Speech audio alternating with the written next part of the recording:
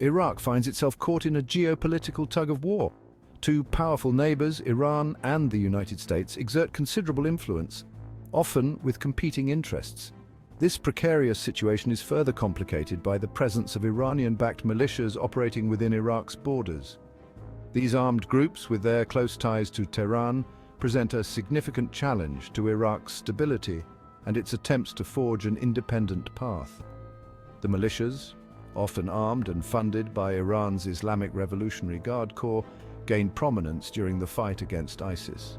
Their battlefield successes against the terrorist group were undeniable, but their growing power and influence have raised alarm bells. The Iraqi government now faces the daunting task of reining in these groups, many of which operate outside the control of the Iraqi security forces.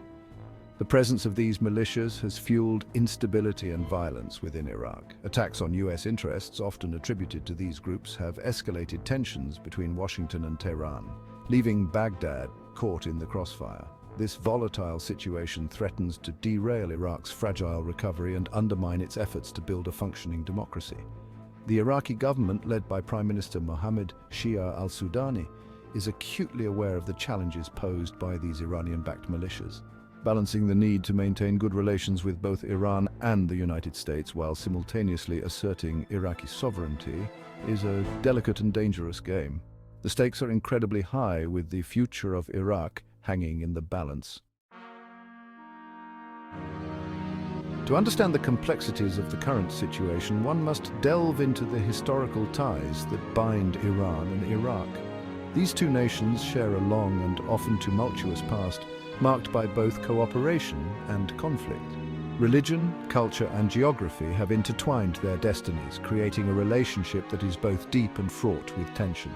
The majority of Iranians and a significant portion of Iraqis adhere to Shia Islam, creating a strong religious bond that transcends national borders. This shared faith has often served as a bridge between the two countries, fostering cultural exchange and mutual understanding. However, it has also been a source of friction, with both sides vying for influence within the Shia world. Geography further complicates the relationship. The two countries share a long and porous border, making it difficult to control the flow of people, goods, and, most importantly, weapons. This proximity has facilitated trade and cultural exchange, but has also made it easier for Iran to exert influence within Iraq, particularly through the support of Shia militias. Iran's influence in Iraq grew significantly after the 2003 US-led invasion that toppled Saddam Hussein. The removal of Saddam, a staunch enemy of Iran, created a power vacuum that Tehran was quick to exploit, providing support to Shia political parties and militias. This influence has only grown in the years since, with Iran playing a pivotal role in shaping Iraq's post-Saddam political landscape. The rise of ISIS in 2014 presented an existential threat to Iraq, pushing the country to the brink of collapse. Iranian-backed Shia militias, known as the Popular Mobilization Forces, emerged as a crucial fighting force. They played a pivotal role in repelling ISIS and liberating occupied territories.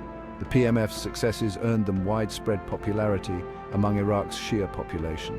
However, this newfound power came at a cost. Accusations of human rights abuses and sectarian violence began to surface. The Iraqi government faced the challenge of integrating the PMF into the national security forces. Many militias preferred to maintain their independence and loyalty to Iran. This resistance has created a parallel security structure within Iraq, posing a significant threat to Iraq's stability and long-term security. The Iraqi government, aware of the threat posed by Iranian-backed militias, faces the task of reining in these powerful groups and reasserting its authority.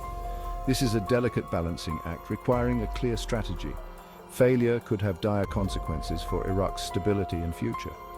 One approach is to co-opt these militias into the national security framework.